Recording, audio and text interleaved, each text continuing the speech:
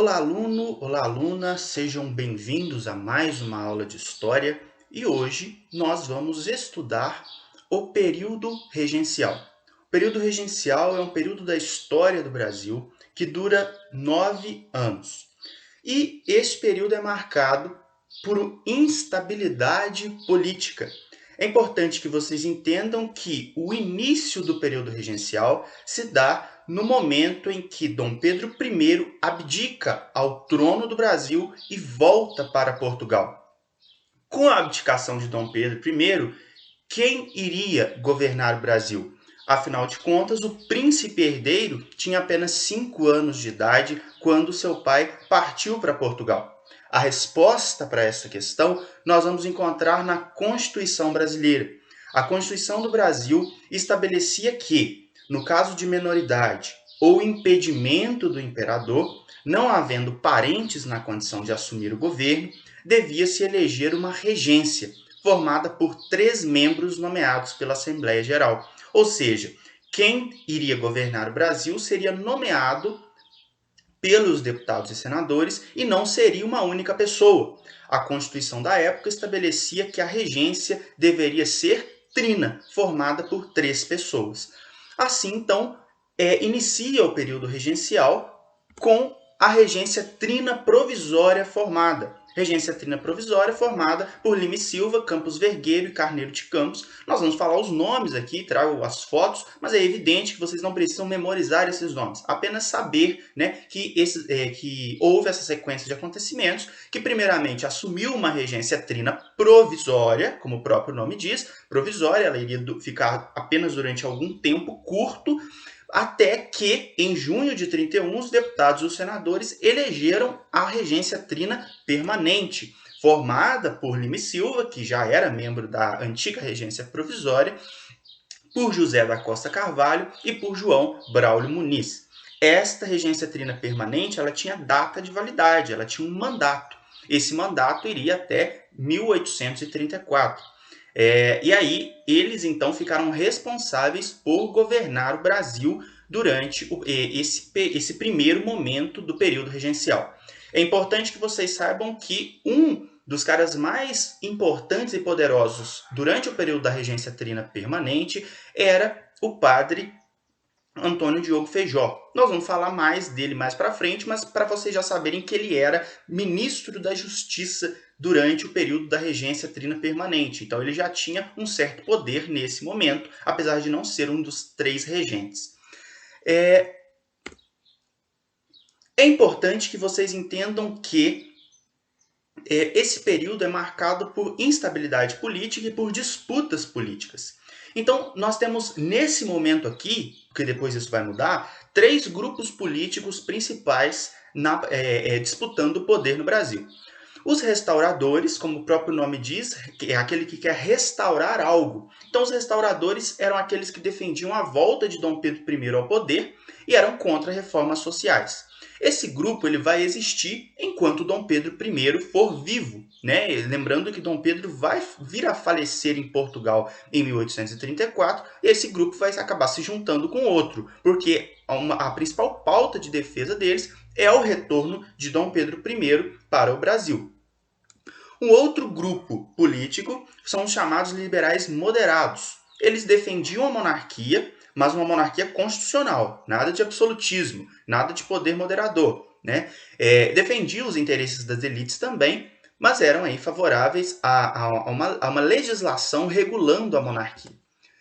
E os liberais exaltados, eles eram, como o próprio nome diz, né, mais radicais nas ideias, defendiam uma mudança mais radical. Muitos eram favoráveis à república e muitos defendiam o federalismo, que era dar autonomia, dar liberdade para as províncias, que eram, né, a forma com que o que hoje nós chamamos de Estado era chamado na época de província. Então esses eram os 3 grupos políticos desse primeiro momento do período regencial. Depois esse quadro vai mudar um pouquinho e nós vamos falar daqui a pouco aqui na aula ainda.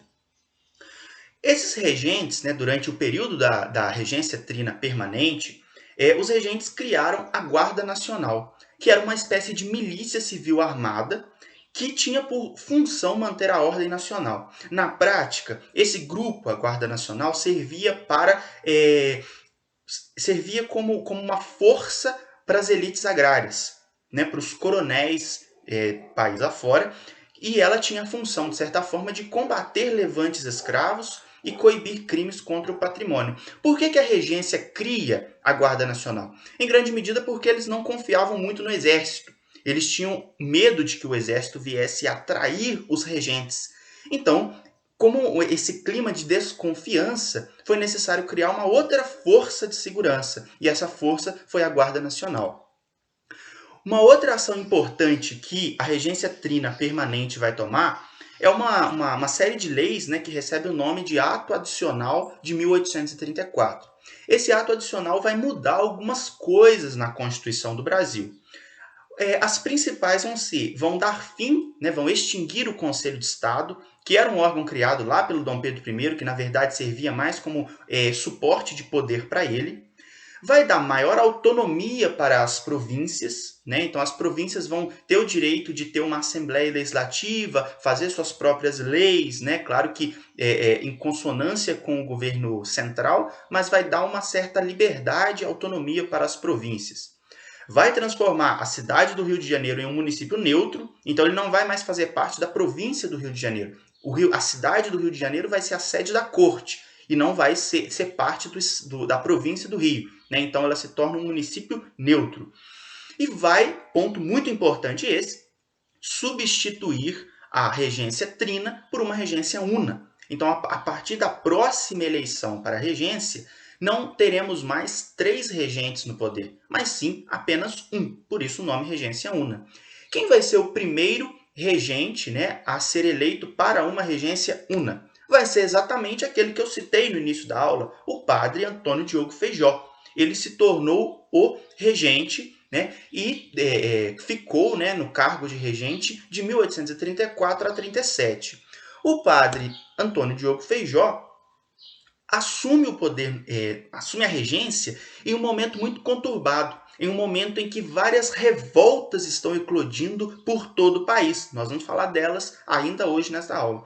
Então essas revoltas vão levar instabilidade política para o Feijó. Ele vai ter muita dificuldade para governar, não vai ter apoio dos deputados, não vai conseguir conter as revoltas de fato, e aí ele acaba renunciando ao poder em 1837. Então ele sai do poder, ele sai antes, né, que o prazo de validade de seu mandato, né, chegasse ao fim, e ao sair então eleito um novo regente. Agora a regência una do Araújo Lima.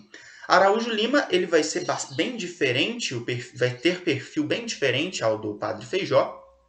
Ele assume a regência com a intenção de eliminar reformas do ato adicional de 34. Ele vai tentar diminuir a autonomia das províncias, né? Ele dizia que aquilo era uma anarquia. E ele vai também, de certa forma, gerar insatisfação nos grupos liberais. E os grupos liberais vão começar a advogar, a fazer campanha em favor da antecipação da maioridade do imperador. Tá? Que nós vamos falar disso no finalzinho da aula. Então, nesse momento aqui, os grupos políticos que disputam o poder no Brasil vão ter se alterado um pouco. Vão ser os regressistas e os progressistas. Os regressistas eles vão querer garantir a unidade do império, então vão lutar com todas as forças contra as revoltas, vão defender a escravidão e vai representar principalmente os interesses dos cafeicultores e dos comerciantes da cidade do Rio de Janeiro. Esse grupo dos regressistas vão formar um partido muito importante, que nós vamos estudar ao longo, inclusive, das próximas aulas, que é o Partido Conservador. Entendam que o Araújo Lima, o regente que está no poder agora, ele é desse grupo. Ele pertence ao grupo dos regressistas. E contra ele, né, ideal contrário a ele, estão os progressistas, que eram mais favoráveis a algumas reformas e que vão se organizar em formar o outro partido, o Partido Liberal, que também aí vão ser os 2 partidos principais do Brasil Império, o Partido Conservador e o Partido Liberal, que no final das contas não vão ter muitas diferenças, mas isso a gente discute mais para frente. Então, esses dois partidos vão passar, então, de certa forma, a disputar o poder. Esses dois grupos que vão se tornar partidos. E Araújo Lima era, então, um integrante dos regressistas. Enquanto ocorrem todas essas disputas políticas na cidade do Rio de Janeiro, né, que era a sede da corte, e o menino imperador crescia, né, enquanto não atingia sua maioridade, diversas revoltas aconteciam pelo território brasileiro. E é delas que nós vamos falar agora. Então, essas revoltas aconteciam em vários lugares. Vocês podem ver aí nesse mapa que nós vamos ter revolta no norte, né, revolta no nordeste, revolta no sul. Essas revoltas elas vão ter um caráter contrário ao governo, né? Então elas vão ter mesmo uma pauta contra o governo central e vão expressar toda a diversidade econômica, geográfica, étnica, social que existia no Brasil da época. Então essas revoltas elas vão marcar o período regencial, vão deixar esse período como um dos mais instáveis da história do Brasil e representam aí um momento de tensão na história do país. Então nós vamos falar, além dessas que estão listadas no mapa, gente, ocorreram outras, tá? Nós vamos falar aqui rapidamente sobre as principais. Nós não vamos nos aprofundar em nenhuma delas, né? Evidentemente, nós vamos passar por cada uma delas e entender as características gerais desse processo. A primeira revolta que eu trago para vocês é a cabanagem. A cabanagem ela ocorreu no Grão-Pará, lá no norte do país. O Grão-Pará compreendia um vasto território do norte do país. E ela recebe esse nome por causa da população que fez parte dela, que vivia em cabanas erguidas sobre estacas às margens dos rios. Então, por as pessoas viverem nessas cabanas, a revolta recebe o nome de cabanagem. Os cabanos, que era a população mais pobre, queriam ter acesso à terra e queriam também o fim da escravidão. Os fazendeiros ricos dessa região queriam ter o direito de escolher o presidente da província. Pessoal, muito importante esse ponto. Quem era o presidente da província? Era mais ou menos o que a gente conhece hoje por governador. Só que na época, o governador, né, chamado presidente da província, ele não era eleito, ele era nomeado pelo governo central. Então, no caso, ele era nomeado pelos regentes, já que a gente está no período regencial. E isso gerava muita insatisfação, porque geralmente quem era nomeado era alguém que não conhecia o local e não se dava bem com a população local, e isso gerava insatisfação, principalmente nas elites políticas de cada uma das províncias. Então, em quase todas as revoltas, um dos pontos de insatisfação vai ser esse. A nomeação de presidentes de província que a população do local não concordava. Então, eles queriam, né, o direito de escolher o presidente de província. Dessa forma, a população pobre e os fazendeiros vão se unir, vão formar um grupo e vão ocupar a capital, Belém, a capital do Grão-Pará, a cidade de Belém, vão proclamar uma república. Então eles vão se separar do Brasil e vão proclamar uma república autônoma própria. Mas esse movimento não vai ser aceito, né, pelo governo central, e a República dos Cabanos vai chegar ao fim porque tropas vão ser enviadas do Rio de Janeiro para Belém, que vão reprimir de maneira violenta essa revolta, e aí esse território vai ser reintegrado ao Brasil. Então, olha só, é uma revolta de caráter separatista. Eles têm como objetivo fundar uma república, se separar do Brasil. Né? Não deu certo, a revolta durou aí cerca de 5 anos de lutas, né, de lutas entre tropas do governo e tropas dos cabanos, mas ao final o governo venceu e o território não se separou do Brasil. Uma outra revolta que agora vai acontecer no sul do país, nós vamos para o outro extremo do país, vamos para o sul, né? Lá no Rio Grande do Sul e Santa Catarina, vai ser a Guerra dos Farrapos, também chamada de Revolução Farroupilha. Ela tem como característica o seguinte: os fazendeiros gaúchos vendiam o charque, que é um tipo de carne seca, né? Um tipo de carne, e o couro, né? Provindo de gado, para diversos locais do país. Mas eles pagavam altos impostos por isso, né? E, além disso, os produtos que vinham de outros países, como a Argentina e o Uruguai, não pagavam tantos impostos, então era uma concorrência, de certa forma, desleal com eles. Além disso, eles estavam insatisfeitos porque também tinham problema com o presidente da província. Eles queriam poder nomear um presidente da província que fosse escolhido por eles, né, e não escolhido pelos regentes, pelo governo central. Dessa forma, com essa insatisfação, os rio-grandenses vão se organizar, né? Eles vão ser chamados de farroupilhas, por isso o nome, e vão se revoltar contra o governo, e as tropas vão ser lideradas por Bento Gonçalves. Eles vão conquistar a cidade de Porto Alegre, olha só, vão conquistar também a capital, assim como aconteceu lá em Belém. Porto Alegre vai ser ocupada pelos revoltosos e vão também proclamar uma república, a República Rio-Grandense. Só que eles vão expandir, eles vão inclusive chegar a conquistar territórios em Santa Catarina, né, e vão ali proclamar a chamada República Juliana. Vão conquistar outros territórios. É uma guerra que dura muito tempo, dura em torno de 10 anos. Vai ter muito sangue, muita guerra. Duque de Caxias vai ser enviado para lá. As lutas elas vão seguir de maneira muito intensa. E o conflito só vai chegar ao fim quando é assinado um acordo, um tratado de paz, chamado Tratado de Ponte Verde. Com esse acordo, os rio-grandenses vão conseguir escolher o presidente da província, vão conseguir com que o charque, a carne que vem da Argentina e do Uruguai, pagassem mais impostos e vão conseguir com que os comandantes da farroupilha fossem nomeados para o exército. Então eles conseguem, vários dos seus objetivos eles conseguem. Em troca de que o governo central decide ceder isso a eles? Em troca da unidade territorial. O Brasil não perdeu esses territórios, eles se mantiveram unidos ao Brasil em troca dessas concessões que eles conseguiram com esse tratado. Beleza? Próxima revolta que a gente vai falar é a revolta dos Malês. Essa aconteceu em Salvador, na Bahia. Ela foi a mais importante revolta escrava ocorrida em uma cidade brasileira. Então, ela é uma revolta de origem e de estruturação dos escravizados, né? Seus principais líderes vão ser escravizados que vieram da África, só que eles vieram de algumas regiões da África que professavam como religião o islamismo.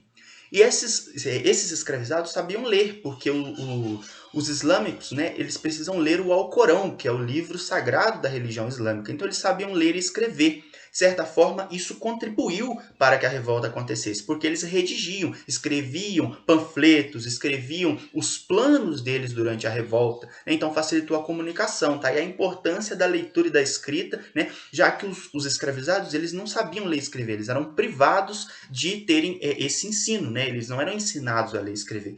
No caso dos malês, eles sabiam, porque eles já vieram da África, né? Com esse conhecimento de leitura e escrita.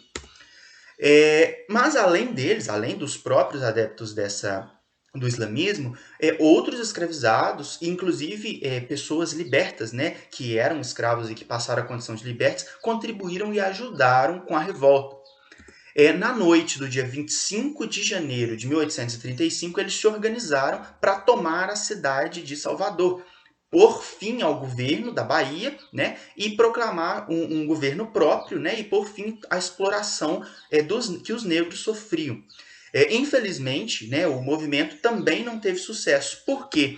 Porque os revoltosos foram traídos. Alguns membros do movimento acabaram contando os planos, as tropas do governo da Bahia se organizaram e acabaram reprimindo o movimento de maneira violenta. E alguns dos líderes desse movimento foram mandados para a África, né? Foram exilados para a África, não tiveram direito de permanecer no Brasil. Tá? Mas a revolta dos malês é um movimento muito importante de revolta dos escravizados, né? Já que a escravidão é uma marca tão triste da história do Brasil, a revolta dos malês é um exemplo de resistência, né? Tentativas de resistência dos escravizados contra a ordem escravista. Também em Salvador, na Bahia, 2 anos depois da revolta dos malês, nós vamos ter a revolta chamada de Sabinada, né? Ela vai ter que tipo de relação, né? Os baianos também se recusavam a aceitar governante imposto pelo governo central. Tá aí um problema que permeia toda a discussão das revoltas, né? E também se recusavam a ir à convocação deles irem lutar lá na Farroupilha, lá no sul. É porque o governo estava querendo chamar pessoas da Bahia para irem lutar lá no sul do Brasil, na Farroupilha. E eles não aceitavam isso. Então, um médico jornalista chamado Francisco Sabino, daí o nome Sabinada, ele tinha um jornal e por meio desse jornal ele passou a divulgar ideias defendendo que o povo baiano lutasse por uma república, né, por uma separação e pela proclamação de uma república. E assim o grupo se organiza, vão tomar um forte na cidade, vão proclamar uma república e vão declarar o seguinte: a Bahia vai se separar do Brasil até que Dom Pedro alcançasse a maioridade. Tá aí o fator Dom Pedro, né? Eles vão se separar do Brasil, mas eles podem voltar. Mas somente quando Dom Pedro governasse. Durante o período regencial, não. Durante o período regencial, eles iriam ficar separados. O governo regencial não aceitou, enviou tropas para reprimir o movimento e os líderes sobreviventes também foram expulsos da Bahia e não puderam ficar lá. Então, mais um exemplo de revolta, né, durante o período regencial. E por último, para a gente falar na aula de hoje, né, a aula hoje está um pouquinho mais extensa, é uma outra revolta que aconteceu no Nordeste, Maranhão e Piauí, chamada de Balaiada. Ela tem como principais pautas o seguinte: também há os altos impostos, eles queriam mais autonomia em relação ao governo central, né? O governo central mandava muito lá, eles queriam mais independência, mais autonomia, e a crise econômica vivida pelos habitantes da região, muitos em situação de pobreza. Por que isso é importante, gente? Porque a região do Maranhão vendia muito algodão para a Inglaterra, era uma das suas fontes de renda. Só que a Inglaterra, num dado momento, diminuiu muito a compra de algodão do Brasil e passou a comprar mais algodão dos Estados Unidos. Isso levou muita gente à pobreza, porque eles dependiam da venda do algodão e, de repente, eles não tinham mais para quem vender. Tá? Então, isso acabou levando a população dessa região para uma situação de extrema pobreza.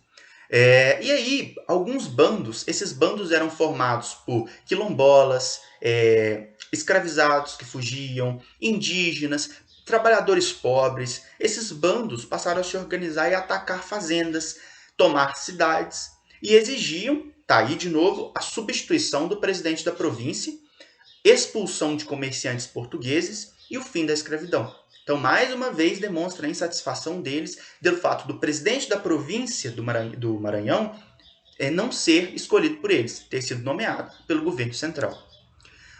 Só que o governo regencial vai também enviar tropas ao Maranhão, vai reprimir de maneira muito violenta esse movimento e os líderes da balaiada, né, o Raimundo Gomes foi expulso do Maranhão, o Manuel Francisco dos Anjos morreu lutando e o Cosme Bento das Chagas foi preso e enforcado. Então, também foi um movimento que foi violentamente reprimido.